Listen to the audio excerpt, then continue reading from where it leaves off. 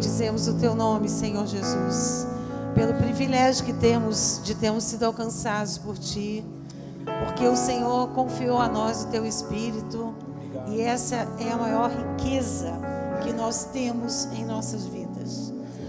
Obrigada porque podemos fazer parte da Tua igreja, porque o Senhor realmente tem nos chamado para uma vida eterna na Tua presença, e essa é uma grande honra que nós temos como povo Teu, Senhor. Pai, nós queremos essa noite dizer que a Tua palavra declara que a vitória que vence o mundo é a nossa fé. Por essa razão, Senhor, nós queremos dizer: dá-nos a graça de crescermos em fé nesse ano de 2022 e de podermos entrar nos lugares que somente são possíveis pela fé.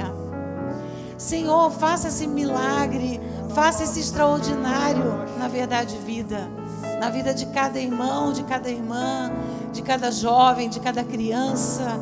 Que seja um tempo de vivências profundas, espirituais, que possamos discernir a Tua voz dentre todas as outras vozes e conhecer ainda mais em intimidade a respeito de como o Senhor age, a respeito de como o Senhor se porta, a respeito de como o Senhor nos conduz. Esse é o anseio do nosso coração, Senhor. Nós Te agradecemos pelo privilégio do que já temos experimentado em Ti, mas queremos dizer que nós queremos mais. Nós queremos mais. Nesse ano de recomeço, Senhor, leva-nos às dimensões maiores de fé, de comunhão, de vitórias, que possamos genuinamente nos apropriar de tudo que o Senhor tem declarado sobre as nossas vidas. Seja assim, Senhor, na minha vida, na vida de cada um de nós, em nome de Jesus. Amém. Amém. Podem sentar, queridos. Boa noite. Boa noite, igreja linda de Jesus. Glória a Deus por isso. Estamos na sua presença nesse ano e sob esse tema de recomeço, né? Vamos recomeçar em muitas áreas das nossas vidas. E para que nós possamos de verdade recomeçar, vocês já ouviram o pastor Paulo ministrando ontem, o pastor Djalma ministrando hoje pela manhã, coisas muito práticas para nós recomeçarmos. E eu também quero deixar uma palavra de Deus para o seu coração nessa noite, uma palavra extremamente prática para nós vivermos nesse ano do recomeço. Eu quero falar sobre discernindo a direção de Deus no ano do recomeço. Bom, eu peço liberdade para começar contando uma experiência que eu e Djalma tivemos quando nós morávamos no Rio de Janeiro. Alguns já conhecem, né? Mas quem não conhece vai ouvir novamente. Era o ano de 1987, nós estávamos na iminência de mudar para um apartamento maravilhoso no Rio de Janeiro, 14º andar, de frente para o mar da Barra da Tijuca, uma vista inigualável, que a gente se via a glória de Deus naquele lugar, pela natureza tão próxima de nós ali. Do lado direito, a gente olhava e via a Floresta da Tijuca, uma região linda, né? De total verde e uma coisa belíssima. Só que a construtora com a qual nós fizemos o negócio não entregava o apartamento nunca. Eles estavam adiando. E vários compradores, assim como nós, decidiram, então, finalizar algumas coisas, né, mesmo na parte comum do condomínio, para que pudessem mudar. E muitos mudaram, mesmo não tendo o condomínio sido finalizado. Nem tinha BITS, né? E muitos mudaram. E o nosso apartamento não estava pronto. Ele estava assim, ele tinha toda a estrutura, mas ele não tinha, por exemplo, no 14º andar, o peitoril da varanda. Então, claro que quando nós íamos lá, a gente não podia se aproximar muito, né? E o Djalma disse assim, amor, vamos terminar e vamos mudar. Chamamos os pedreiros, chamamos os marceneiros, para a gente finalizar tudo aquilo. E o Djalma falou assim, e ele já viajava bastante nessa época, né? Ele falou, você então vai tomar conta deles. Você vai lá todo dia, deixava a Kemily na escola, e eu ia lá ser a empreiteira. Eu tomava conta da equipe. Como se eu entendesse muito disso, né? Mas era só para dar aquela moral, só para eles saberem que tinha alguém ali, né? Então, quando eu chegava ali, eu tinha uma impressão no meu espírito, e ela era muito forte. E era assim, você não vai morar aqui. Como é que é? Você não vai morar aqui. Eu falava assim, meu Deus, que coisa louca! Como é que eu ouço isso dentro de mim? É bem isso, pastor Rogério. E eu comentei com a minha cunhada, eu falei assim, Cristina, você não imagina o que acontece comigo. Quando eu chego lá, eu sinto aquilo dentro de mim. Você não vai morar aqui. Mas como a gente não vai morar lá? Claro que a gente ia, era o nosso sonho. Sabe aquele sonho dourado, que eu acho que todo mundo tem com a sua casa própria? Era o nosso sonho. De frente para o mar, o nosso quarto era de frente para o mar, a varanda era imensa, de frente para o mar, 14º andar. E aquele sentimento, cada vez que eu ia lá, aquela coisa dentro de mim, você não vai morar aqui, você não vai morar aqui, você não vai morar aqui. Quem já ouviu falar do Palace 2? Que desabou no Rio de Janeiro, que varandas desabaram e depois ele foi implodido. Pois muito bem, era esse prédio. O que aconteceu? Deus falou conosco, entre esses muitos sentimentos e impressões que eu tinha, Deus falou conosco que nós deveríamos deixar tudo no Rio de Janeiro e irmos morar em Curitiba. Aquilo não tinha a menor lógica, aquilo não fazia o menor sentido. Nós tínhamos tudo no Rio. Tínhamos empresas, tínhamos família, tínhamos amigos, igreja, tudo. De repente, o Senhor falou que nós íamos morar em Curitiba. E antes de Deus falar isso concretamente, nós fizemos uma viagem de ônibus, 12 horas de ônibus do Rio até Curitiba. Quando nós voltamos, eu entrei no ônibus, eu comecei a chorar. O Djalma falou assim para mim, amor, por que você está chorando? Eu falei, eu estou chorando porque Deus vai mandar a gente morar aqui e eu não quero. Eu não quero morar em Curitiba. Eu nunca quis, né? E ele falou, mas quem disse isso? Mas eu tinha dentro de mim essa convicção que nós íamos morar em Curitiba. Não me peçam para explicar essas impressões. Simplesmente elas acontecem com a gente, porque nós temos o Espírito Santo dentro de nós. E, de fato, nós fomos, e no ano seguinte houve aquela implosão. Quando eu liguei a TV e eu vi aquelas reportagens, dia e noite, eles falando daquele tema, eu olhando aquilo e dizendo assim, Senhor, Tu nos deste um livramento absoluto, um livramento incrível, maravilhoso, e nós estamos aqui. Aí eu entrava no quarto, lá em Curitiba, via as minhas filhas dormindo e falava, Senhor, muito obrigada. Vi o meu marido, eu fiquei dias sem dormir quando aconteceu tudo aquilo. Vi o Djalma dormindo, vi as pessoas nas reportagens garimpando nos escombros as suas coisas, seus pertences, e eu só tinha que agradecer a Deus. Não entendia. Só sabia que nós tínhamos obedecido a Deus e tínhamos vivido um grande livramento. E é assim que Deus trabalha nas nossas vidas. Muitas vezes eu e você temos impressões, temos sentimentos, temos desejos dentro de nós.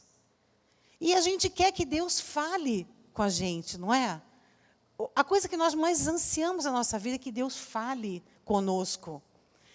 Só que tem uma questão, muitas vezes a voz de Deus não é audível. Na maioria das vezes a voz de Deus não é audível, não é. É por isso que nós temos que treinar o nosso espírito para que nós possamos discernir essas impressões que nós temos. Discernir sentimentos, discernir emoções, discernir desejos, para a gente poder estar alinhado com aquilo que Deus quer fazer nas nossas vidas. João 10, 27 diz assim: as minhas ovelhas escutam a minha voz. Não necessariamente audivelmente, mas escutam no seu íntimo. Jesus disse: eu as conheço e elas me seguem. Então, eu e você podemos discernir a voz do Espírito Santo nas nossas vidas. Como eu disse que quase nunca a voz é audível, como é que nós vamos saber quando é que Deus está falando conosco?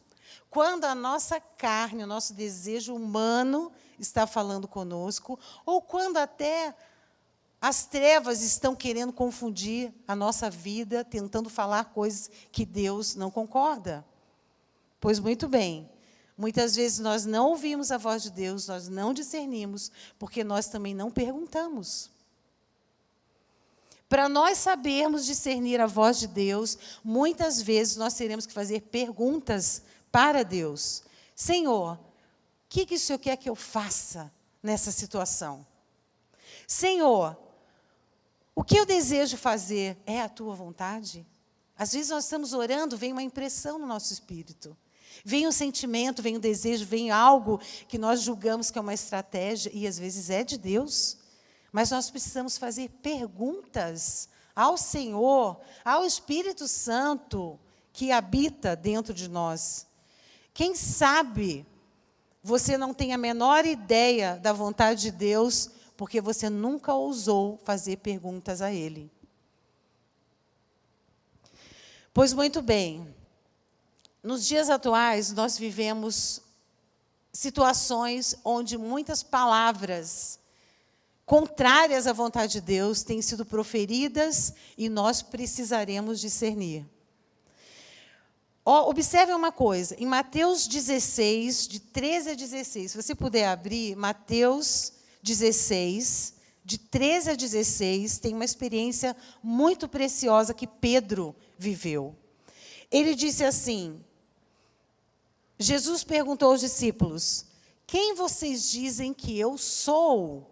E Pedro respondeu, tu és o Cristo, o Filho do Deus vivo. E Jesus elogiou Pedro e falou, muito bem, é isso aí, feliz é você, Simão, filho de Jonas, porque isso não lhe foi revelado pela tua carne e nem pelo sangue, mas por meu Pai que está nos céus. Só que na mesma sequência, o texto nos deixa a narrativa dizendo assim, Jesus começou a explicar aos seus discípulos que era necessário que ele fosse para Jerusalém, que ele sofresse pela mão dos líderes, das autoridades espirituais, dos chefes dos sacerdotes, dos mestres da lei, esses causariam sofrimento à pessoa de Jesus. E, na sequência, Jesus disse, era necessário que ele fosse morto e ressuscitasse ao terceiro dia. Notem que, no primeiro momento, Jesus elogiou Pedro. Logo na sequência, Pedro, quando ouviu Jesus dizer que ele iria para Jerusalém, seria morto, iria ressuscitar, Pedro disse assim, nunca, Senhor. Chamou ele à parte e disse, nunca, nunca, Senhor. Isso nunca te acontecerá. E olha o que Jesus disse. Jesus virou-se para Pedro e disse assim, para trás de mim, Satanás, você é pedra de tropeço para mim, e não pensa nas coisas de Deus, mas nas dos homens. Observe que Jesus, ao invés de repreender Pedro, ele repreendeu o diabo por trás daquelas palavras de Pedro. Porque ele discerniu, naquele momento, que a inspiração daquela fala não era divina. Nem tampouco humana, né? Porque ele já sabia que Jesus ia morrer e ressuscitar também, mas era uma fala espiritual das trevas. E nós podemos e devemos colocar à prova tudo que nós ouvimos, o que nós sentimos, o que nós desejamos, ou os impulsos que nós temos. Eu e Djalma conversamos muitas vezes sobre esse tema que eu vou citar agora para vocês. A gente costuma dizer assim, a nossa falha como crentes, né, de uma maneira geral, crentes no mundo inteiro, é que a gente se manda demais. A gente quer dar as diretrizes da nossa vida. A gente quer ir para lá quando o Senhor está mandando, vai em frente. Quer ir para a direita, quer para a esquerda. A gente quer se mandar demais. E, particularmente, nós já vimos como família pessoas que disseram assim: gosto do Brasil, mas, olha, prefiro muito mais morar fora do Brasil. Ajuntam tudo, vendem tudo, vão embora. E não tem a capacidade de sequer orar e perguntar: Deus, o Senhor está comigo? O Senhor está junto de mim nesse projeto, nesse intento, nesse desejo? Não perguntam. E depois, desculpa a expressão, mas é a melhor maneira de dizer, quebram a cara. Tá? E aí vem, né, quebrantados muitas vezes, passam por situações absolutamente difíceis, porque nunca perguntaram a Deus qual é a vontade dEle. Queridos, nós não podemos viver dessa maneira. Nós temos que fazer perguntas a Deus. Nós temos que perguntar aos jovens que estão aqui. Você precisa perguntar qual é a direção de Deus para a sua carreira profissional, para a sua escolha. Você vai fazer um vestibular, você tem que perguntar: Deus, o Senhor me conhece melhor do que eu. Qual é a tua vontade para a minha vida?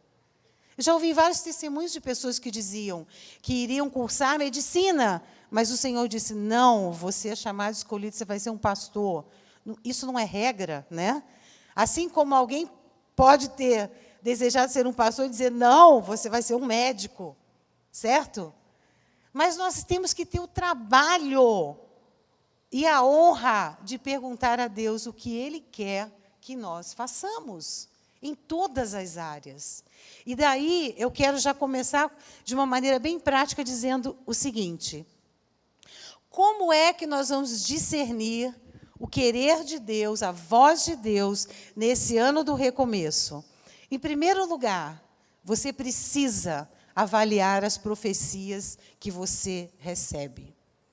Nós vivemos dias, sempre houve, né? Mas nós vivemos dias em que muitos falsos profetas têm se levantado e têm veiculado mentiras, e têm distorcido a palavra de Deus, e têm falado coisas que Deus nunca disse. Não é? Não é verdade? Então, nós temos que discernir. Deuteronômio 18, 21 e 22. Espero que vocês abram. Deuteronômio 18, 21 e 22. Esse texto nos dá diretrizes para a gente saber quando é que um profeta é falso ou verdadeiro. Se vocês pensarem como conheceremos a palavra que o Senhor não falou. Seguinte, 22.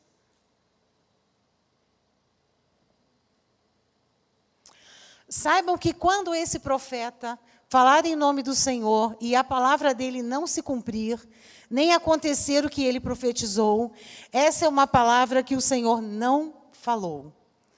Tal profeta falou isso com presunção. Não tenham medo dele. Deuteronômio 13, de 1 a 3. Vamos ver o que diz. Se aparecer no meio de vocês um profeta ou sonhador, e anunciar um sinal ou prodígio, seguinte, e se acontecer esse sinal ou prodígio de que ele falou, e ele disser: vamos seguir e adorar outros deuses, deuses esses que vocês não conheceram. Seguinte, não deem ouvidos às palavras desse profeta ou sonhador, porque o Senhor, seu Deus, está pondo vocês à prova. Porque o Senhor, seu Deus, está pondo vocês à prova, para saber se vocês amam o Senhor, seu Deus, de todo o coração e de toda a sua alma. Então, nós temos que discernir. Porque pode ser que a palavra se cumpra, mas na sequência vem uma proposta para você se distanciar de Deus e seguir falsos deuses. A profecia verdadeira, eu quero ler esse texto porque ele é absolutamente extraordinário, eu conto a história para vocês. Davi quis construir um templo. Chegou-se diante de Natã, contou para ele o seu intento, o seu desejo. E Natã disse para ele assim: vai, faze o que você quiser, o Senhor é contigo. Mas só que naquela noite, o Espírito de Deus falou com Natã, na sequência, e Deus disse: vai lá, diga a Davi que ele não vai construir o templo. Quem vai construir o templo é o filho dele, Salomão. Notem, nós temos intenções boas muitas vezes no nosso coração. Davi tinha uma intenção extraordinária. Só que Deus não tinha isso como propósito para a vida dele. E quando o profeta falou a ele para tirar esse intento e preparar tudo para que o filho dele construísse, Deus não estava fazendo a ele uma crítica. Deus fez, inclusive nesse texto de 1 Crônicas 17, Deus renova as promessas para a vida de Davi e diz, inclusive, que não faltaria governante no trono, ou seja, a dinastia de Davi não teria fim. Então, observem, em primeiro lugar, avalie as profecias que você recebe. Elas são de Deus? Em segundo lugar, esse impulso que você tem, esse sentimento, essa ideia, essa estratégia, esse desejo, estão de acordo com a palavra de Deus? Queridos, Deus nunca vai contrariar a sua palavra. Nunca vai contrariar. Então, se uma pessoa sem motivo nenhum tiver o impulso de se separar do seu cônjuge, eu te asseguro que esse desejo não procede de Deus. É assim que funciona. Porque Deus odeia o divórcio. Se você é um comerciante, um industrial, um empresário, e você fica ali hesitando entre pagar impostos ou não pagar impostos, a palavra de Deus te diz: dai a César o que é de César. Então, para você cumprir o chamado, o propósito de Deus, discernir o que Deus quer que você faça, faça o que a palavra manda você fazer. Esse é o lugar mais seguro. Esse é o lugar seguro no qual nós podemos caminhar. Se você é vendedor e para vender alguma coisa você tem que mentir, está fora, porque a palavra não te dá autorização, e nem a mim, de mentirmos, enganando pessoas para obter lucros com isso. Se alguém precisa subornar para ter vantagem, isso não é de Deus. A palavra não nos dá liberdade para praticarmos o suborno. Se você pensa em fazer aliança comercial, aliança de casamento, qualquer tipo de aliança com alguém que não teme a Deus, eu te digo, não faça. Porque a palavra de Deus diz: não se ponham em jugo desigual com os descrentes, pois o que tem em comum a justiça com a maldade, ou que comunhão tem a luz com as trevas? Então, o que eu vejo muito interessante, até o John Bevere aborda isso num dos livros dele, não sei qual, porque eu já li todos em português. Ele dá um exemplo muito interessante, que um dia ele estava ali e recebeu uma ligação. Era um pastor, e o pastor disse para ele assim: John, descobri que após 18 anos eu não sou feliz no meu casamento, e Deus quer que eu seja feliz, então eu vou me divorciar. E se Deus quiser falar algo diferente, Ele pode falar comigo, até que eu concretize esse desejo. E aí o John Bevere, com a sua unção profética que eu amo, ele diz assim: por que Deus daria uma audiência especial para esse líder, para esse pastor, dizendo que ele, não, você está errado, você não pode fazer isso. Se a palavra já diz, se a palavra já deixa claro, por que Deus vai ter que te dar uma audiência especial se a palavra já deixa claro? Certo? O que a palavra deixa claro, nós não temos que questionar. Certo? Existem coisas que nós vamos buscar conselho, sim, vamos discernir com pessoas, eu vou chegar lá. Mas aquilo que já é claro, não tem por que nós duvidarmos e nem titubearmos entre a direita e a esquerda. Você jovem, de qualquer idade, né? A vontade de Deus para você é a prática sexual depois do casamento. Vamos lá? Quando? Depois do casamento. Então, não pense que Deus permitiu algo diferente para você. Não pense que Ele deixou você viver algo diferente. Porque tem um princípio por trás disso. E é um princípio de aliança. Se você já errou nisso, já pecou, já se arrependeu, o Senhor já te perdoou, glória a Deus, amém, siga em frente. Mas se você está hesitando nesse quesito, saiba que a vontade de Deus para uma vida sexual é após o casamento. Isso vale para todos nós, seus filhos e filhas, certo? Amém? Posso ouvir amém? Glória a Deus, isso aí. Em terceiro lugar, esse desejo que eu tenho, essa intuição, esse impulso, ele me fará mais semelhante a Jesus? Porque se ele vai me distanciar e vai me afastar de ser parecida cada vez mais com Jesus, então eu preciso desconfiar, colocar uma interrogação aí.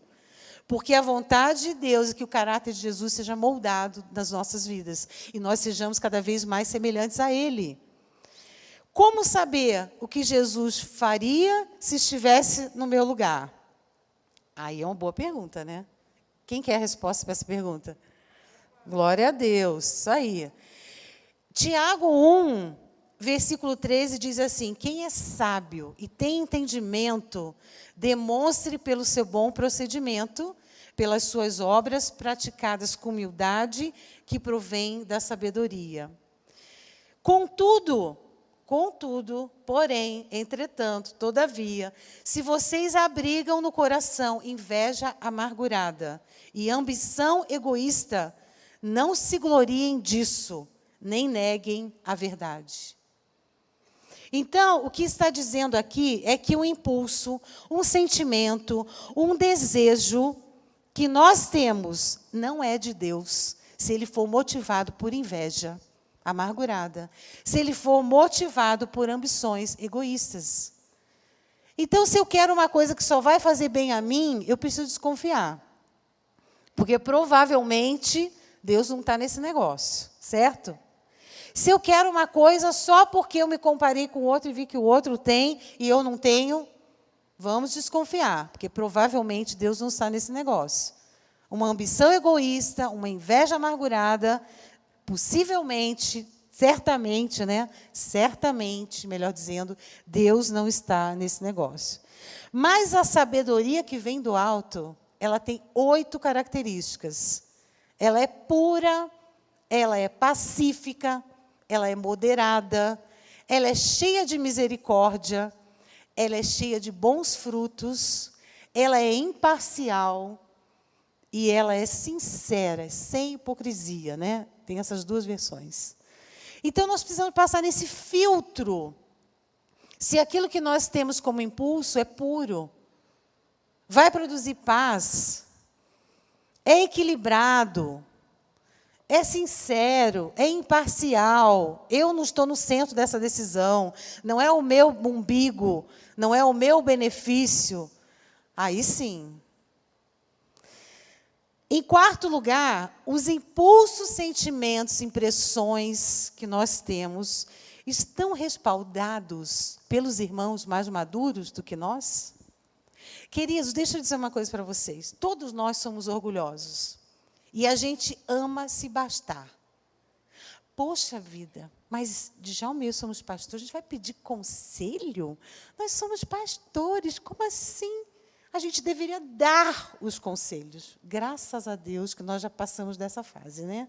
Nós já tivemos essa fase, mas nós já passamos dela. E hoje nós temos várias pessoas que nos aconselham. Pastor Paulo, vira e mexe a gente lá. Pastor Paulo, vamos conversar aqui, pastor Paulo. Ó, a situação é assim, assim, assim. O que o senhor acha? O que o senhor pensa? A sua experiência nos diz o quê? Como é que a gente deveria agir? Queridos, nós não temos todas as respostas. Nós precisamos buscar conselhos de pessoas mais maduras do que nós.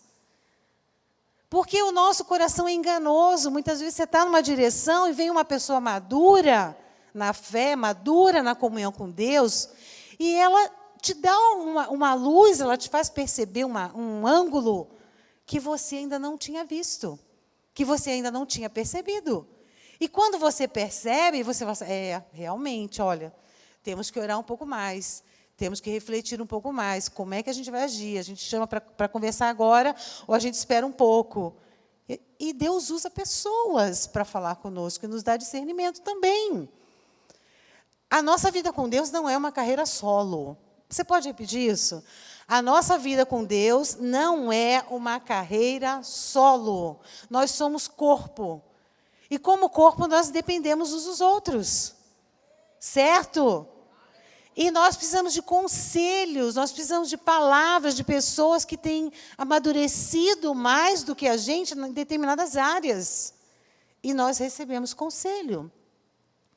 Vira e mexe, a gente conversa com um pastor, com uma pastora.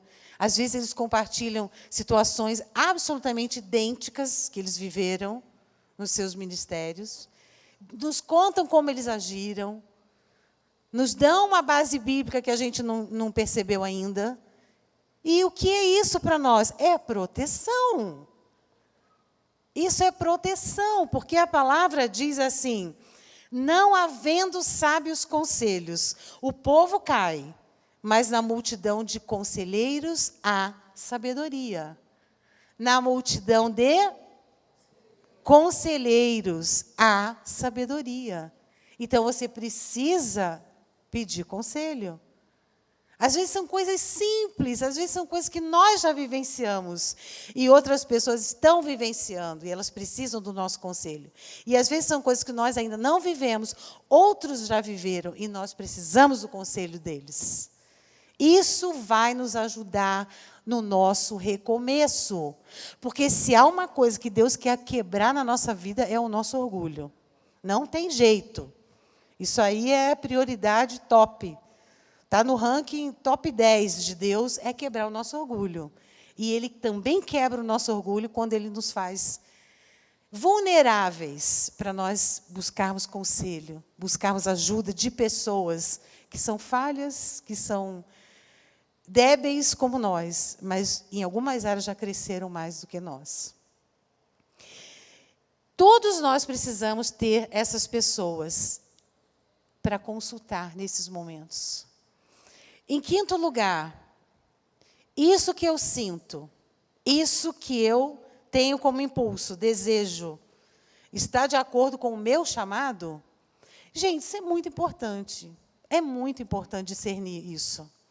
Porque, gente, não adianta vocês me darem o microfone para eu fazer um dueto aqui com o Johnny, que vai ser um desastre. Tudo bem que eu faço um contralto direitinho, mas a duras penas, tá? Eu ouço 500 mil vezes até entrar, e depois eu canto. Então, você tem que olhar os seus dons, os seus talentos, as capacidades que Deus plantou na sua vida. Não é, Rubem? Que bênção que o Senhor te fez cantar bem, tocar bem, porque você é um instrumento do Senhor nessa casa. Glória a Deus. Nós temos que descobrir quais são os talentos e dons que o Senhor nos tem dado, porque isso tudo é pista de como Deus quer usar as nossas vidas e nos fazer discernir. Ele te chamou para quê? Te chamou para cantar? Cante. Te chamou para ensinar? Ensine. Te chamou para cuidar de crianças na igreja? Cuide, com todo amor. Te chamou para servir no grupo de serviço? Sirva. Te chamou para quê? Para liderar um grupo? Lidere. As nossas habilidades, os talentos de Deus e a nossa personalidade estão conectados para nós cumprirmos o propósito de Deus nessa terra. E com isso tudo, nós vamos poder recomeçar da maneira certa. Porque é muito importante nós discernirmos aquilo que procede de nós mesmos, da nossa alma. E quantos de nós somos extremamente almáticos, né? Muitas vezes nós somos almáticos, a nossa alma grita e a gente segue ela como se fôssemos cegos, surdos e mudos. Mas o Senhor está dizendo nessa noite, gaste tempo nesse ano do recomeço, perguntando ao Senhor o que Ele quer de você. No ano passado, nós, no ano passado, não, no ano retrasado, né? Não, ano passado, desculpe. Me confundi, já começou outro ano, já me enrolei. Então, é o seguinte, no ano passado, nós terminamos uma reforma no nosso apartamento, mudamos para lá, em plena pandemia, nem tudo estava pronto, não pôde ser finalizado de início. Mas, como o pastor comentou hoje de manhã, né, que desejo eu tinha de mudar daquele bairro, que desejo eu tinha de morar num apartamento um pouco maior. E eu comecei a dizer, Senhor, eu quero a tua vontade. O Senhor sabe qual é a minha. A minha é essa, eu quero mudar. Mas o Senhor tem a sua vontade. Portanto, Deus, eu só quero se o Senhor realmente me aprovar nisso, nos aprovar nisso, concordar a respeito disso. E aí conversamos, eu e o Djalma, ele disse assim, amor, então tá bom, eu concordo que a gente faça isso, mas você vai ter que achar um comprador. Você tem que achar um comprador. Eu pensei, acho que não vai ser tão difícil, né? Afinal de contas, o apartamento está tão lindo, eu acho que vai dar certo, vai dar certo. Aí recebe um casal aqui, uma outra pessoa ali, recebe, aqui, o corretor liga, marca horário, e vai um, e vai outro, vai um, e vai outro. E aí eu falava assim, Deus, eu realmente só quero isso se for a tua vontade. Um dia, eu nunca fazia isso. Nós marcamos horário com o corretor e eu deixei a Alexa tocando uma música gospel, uma música em inglês, nem lembro qual era. E aí recebemos, né, aquele senhor, o corretor, e uma senhora. E aí ele virou e falou assim, vocês são evangélicos? Ele falou, sim, nós somos pastores. De onde? Da Verdade e Vida. Meu Deus, da Verdade e Vida, eu estive lá na igreja de vocês, eu fui no dia do projeto do Haiti, eu vi a entrada das bandeiras, eu falei, gente, não é possível, que coisa mais incrível, né? E ele só começou esse assunto porque a música estava tocando. Agora, veja bem se Deus não está nos detalhes das coisas. E aí ele falou assim, olha, eu estou aqui, eu sou o corretor. E eu pensando que a senhora que estava com ele era a cliente. Ela falou, eu não sou a cliente. A cliente não pode vir e ela tem o hábito de comprar imóveis que eu escolho para ela. Ela nem vai ver. Eu escolho, mando fotos, filmo. Aliás, eu posso filmar? Tá, filma, pode filmar. E eu mando para ela.